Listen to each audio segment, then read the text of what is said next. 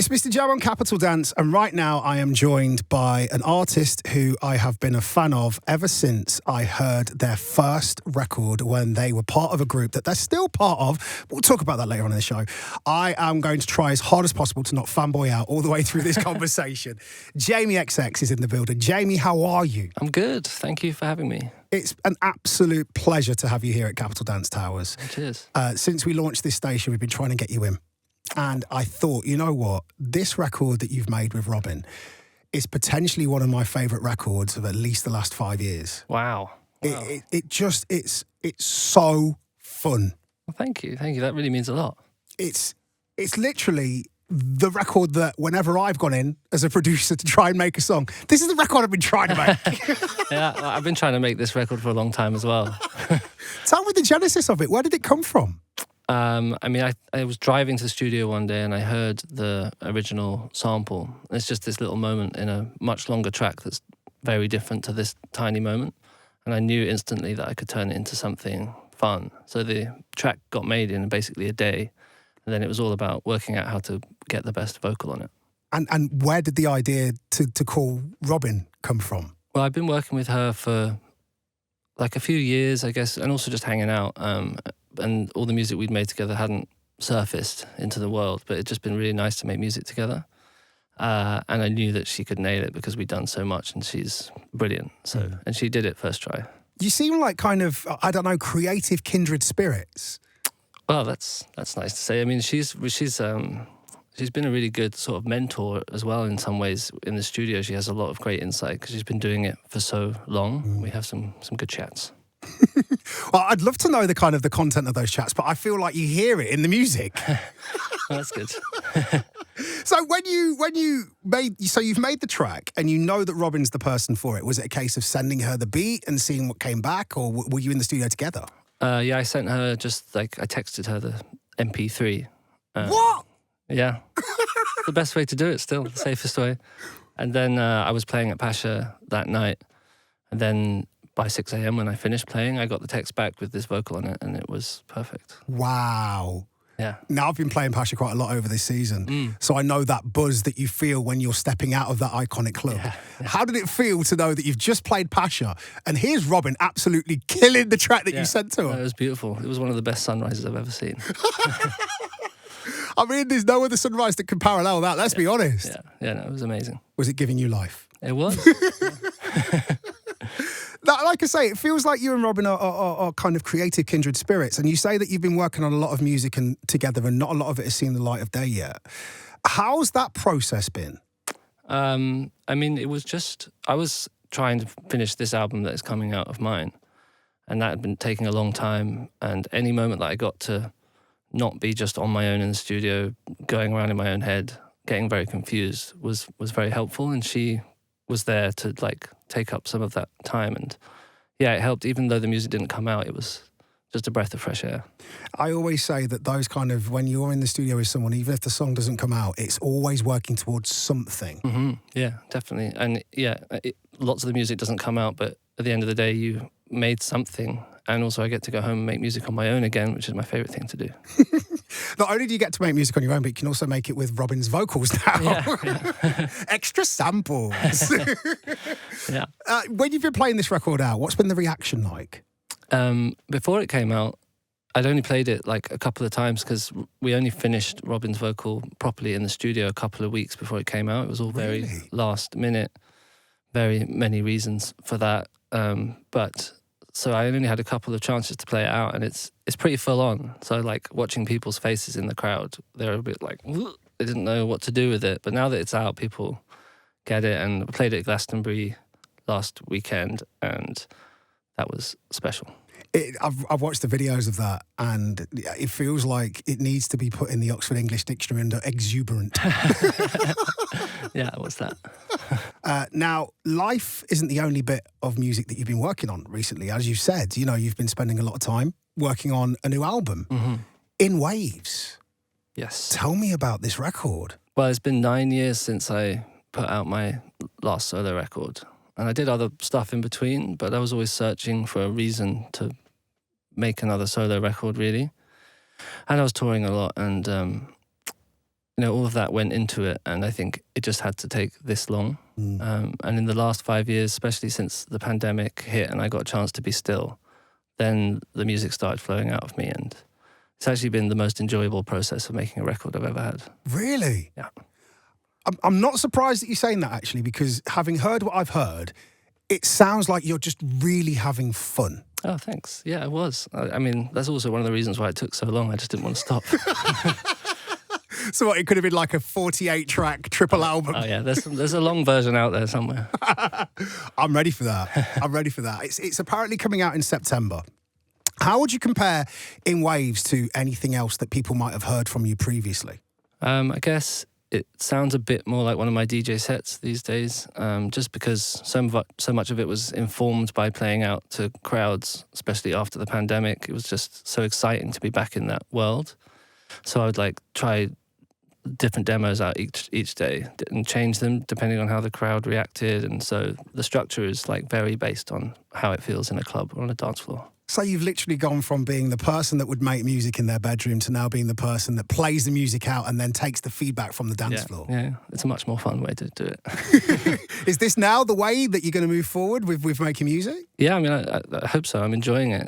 This process is working at the moment. I mean, it's definitely working for us. It's definitely working for us. And I love the fact as well that the collaborators that you've got on the album, for me, I look at the track list and I'm surprised, but also then I kind of go, no, that makes perfect sense. It sounds like, and you've worked with people that I would expect to hear you play in one of your DJ sets. How's it been finding the collaborators with this album? Well, I worked with like various people over these years, some like very famous pop stars and stuff like that, and it's all a good experience. But I only realised recently after talking about the record that everybody who ended up on the album is actually like I had a connection with before, and it's very meaningful to me. And that, I guess it just felt natural, but that wasn't my intention. I guess I just wanted to try as many things as possible, and this is how it turned out. And of course, the album's got a collaboration with your XX bandmates. XX bandmates, easy for me to say. Romy and Oliver. Yeah. How is it working with those guys now? Because you've all gone on your own paths. It feels like you've all blossomed into your own entities. And then when you form together again, it's like the Avengers. Yes, it is like the Avengers. We've said it ourselves. It's always so nice to get back together with them. I mean, they came on stage with me at Glastonbury as well, and like I couldn't stop smiling. I was aware that I was on TV, but I just felt like such a dork. No, live in the moment. Yeah. No, it was really a lovely moment, and we've been in the studio again recently, and it just feels like old times. In the studio working on new XX music. Yeah. Oh, what? Okay, all right, cool. Mind blown. Mind blown. I mean, it's early days, but yeah, we're having a good time. I'd love to hear what that's going to sound like. Me too. I have no idea.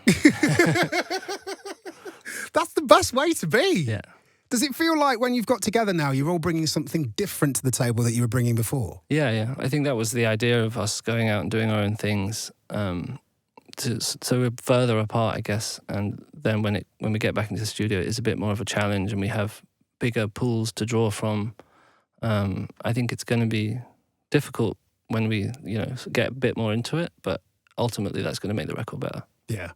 No fighting, please. Yeah. I really want to hear this new album. And I'll tell you what, Romy's last album, oh my gosh. Yeah. It's one of the best albums of the year for me. Yeah, it's great. It's such a great piece of work. And to see that evolve over time as well, and how hard she worked on it.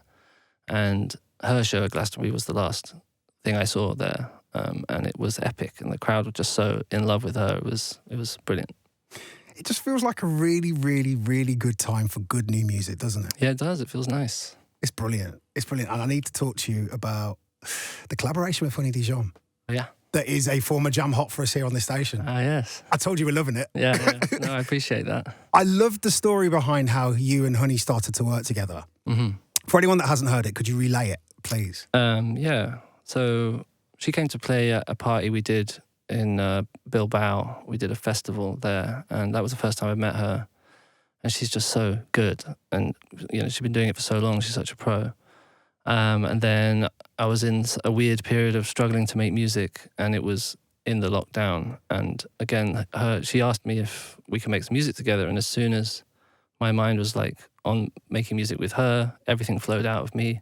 was super easy, and that tune like sort of came out very quickly. And yeah, I really appreciate her for inspiring me for that. It feels like it's a future house music classic. Oh, thanks. And I'll be honest with you, when I first heard your productions and I first heard what you were making, I wouldn't ever put you as making a future house music classic. Yeah, well, that's really nice. I mean, I've always wanted to do that, so. Well, you've made it with a former Frankie Knuckles muse. Yeah, that's special. Very special. Now, I wanted to chat to you a little bit. We've touched on it very briefly with our conversation so far, but your live dates, you as a DJ, I love the fact that I don't know what I'm going to get from you next. Yeah. You're extremely eclectic, but there's a backbone of just this groove that you play. Do you ever plan your sets? Not much. I mean, there's like staples that I play, which are usually my own tunes, and I try and sprinkle them in there so that I can play as much stuff that people don't know as I can, and like take them on a bit of a journey and mess with my own music and remix it constantly, so I can have fun as much as the crowd. That's amazing. Because I tell you what, if I were to try and play a set even remotely like you, it'd take me about 5 or 6 weeks to just think of the first 15 minutes of transitions. Oh, thanks. But, I know you're a great DJ too. I'm just old. But, you know, you've been playing some of these album tracks out to crowds for the very first time. Is there anything that surprised you by the reaction that you've got? I mean, every time, especially before all this music's coming out, it seems like people know which bits are mine, which I never thought would happen. Especially as this album is quite different to the last one, but that makes me feel good. I don't know. It's nice that there's a signature in there somewhere. And it speaks to the fact that you're making something that you would want to play out in your DJ sets, and it's informed by those DJ sets. Mm-hmm. Yeah. People go, oh yeah, this is him. Now, earlier this summer, you held a 10-night residency in London called On The Floor. It felt like it was the biggest party to be at, although it was only a 300-cap venue. Yeah. And you're playing alongside Charlie XX, MJ Cole, Two Shell. How did that feel? It was a dream of mine for a long time to do that. Ever since going to Plastic People for the first time, I wanted to make something that felt like that. It brought people together like Plastic People did, which was a great club in East London, which has closed down now. So I kind of based it loosely around that, just having a very dark, small room with an amazing sound system and amazing DJs. And it worked even better than I'd hoped. You know, it's a very simple formula, but there's not that many places in London to do that at the moment. There's not that many places anywhere at the moment. I mean, I've said to my agents and my management for so long, can we please just do some small couple of 100-cap venues, and they don't exist. Mm-hmm. Yeah, there's something special about it being that small amount of people, and you kind of, especially over 10 days back to back, you get to know faces, and it feels really special. So with you DJing alongside those people, I mean, obviously the next logical progression for you going from 300-cap is for you to do 2 nights at Ali Pali, 10,000 ravers. Yeah. Talk to me about that. Yeah, a bit different.